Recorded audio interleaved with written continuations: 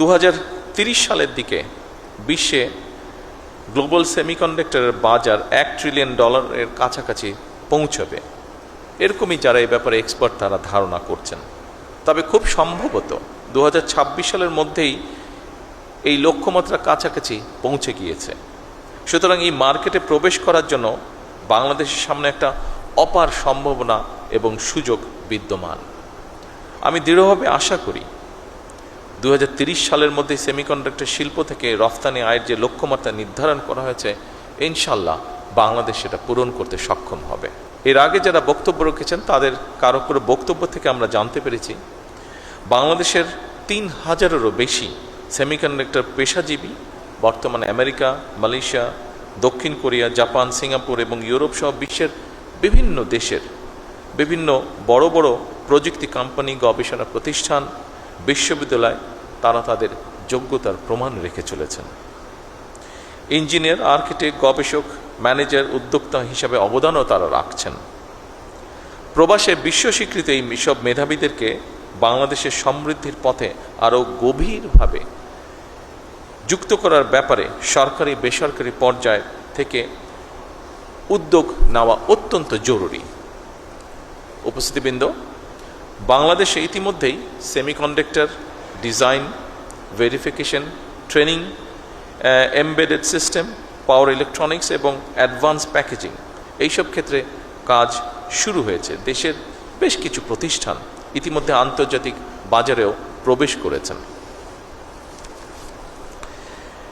Semiconductor খাতকে সরকার একটি জাতীয় অগ্রাধিকার ভিত্তিক খাত হিসাবে আমরা বিবেচনা করছি বর্তমান সরকার।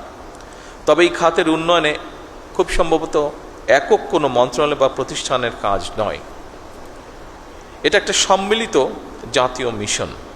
এই মিশনের দায়িত্ব শুধু সরকারের নয়, একই সাথে আমি মনে করি বিশ্ববিদ্যালয়, গবেষণা প্রতিষ্ঠান, শিল্প খাত, উদ্যোক্তা এবং প্রবাসী বিশেষজ্ঞ সবার আমাদের এই দায়িত্ব। সেই লক্ষ্য পূরণের জন্য বর্তমান সরকার চলতি বাজেটে এই শিল্পের সঙ্গে জড়িতদের চাহিদা অনুযায়ী এই সেক্টরে যারা ইনভলভ আছেন তারা আমাদের সাথে কথা বলেছিলেন এবং তাদের প্রতি সম্মান রেখে এবং এই সেক্টরটাকে এগিয়ে নিয়ে যাবার জন্য আমরা চেষ্টা করেছি এই সেক্টরকে কিভাবে সামনে এগিয়ে নিয়ে যায় তার জন্য আমরা কতগুলো পদক্ষেপ গ্রহণ করেছি। বিশেষ করে এই বাজেটে সেমিকন্ডাক্টর শিল্প তৈরির সকল কাঁচামালের উপরে সব ধরনের ট্যাক্স বা শুল্ক প্রত্যাহার করা হয়েছে। সেমিকন্ডাক্টর ডিজাইন সার্ভিসে রফতানি আয়ের উপরে নগদ ইনসেন্টিভ বা প্রণোদনা চালুর উদ্যোগও নেওয়া হয়েছে। একই সঙ্গে নতুন উদ্যোক্তা উদ্ভাবন বাস্তবায়নের জন্য সরকার প্রথমবারের মতন বছরে 500 কোটি টাকার স্টার্ট আপ অনুদানও রেখেছে।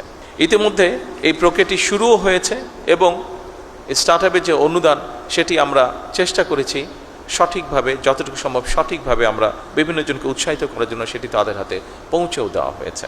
বর্তমান সরকার ইতিমধ্যেই সেমিকন্ডাক্টর শিল্পের জন্য ব্যবসা বান্ধব তৈরিতে, পরিবেশ তৈরিতে সর্বাত্মক পরিকল্পনার বাস্তবায়নের কাজ শুরু করেছে। বিনিয়োগ বান্ধব নীতি, কর সুবিধা, বন্ডের সুবিধা প্রদান এবং বিশেষায়িত অবকাঠামো নিশ্চিত করতে সরকার প্রতিনিয়ত চেষ্টা করছে কাজ করার জন্য। বিদ্যমান যে সকল হাইটেক পার্ক আছে এগুলোকে আধুনিকরণের পাশাপাশি একটি বায়োটেক পার্ক নির্মাণেরও পরিকল্পনা আমরা করছি।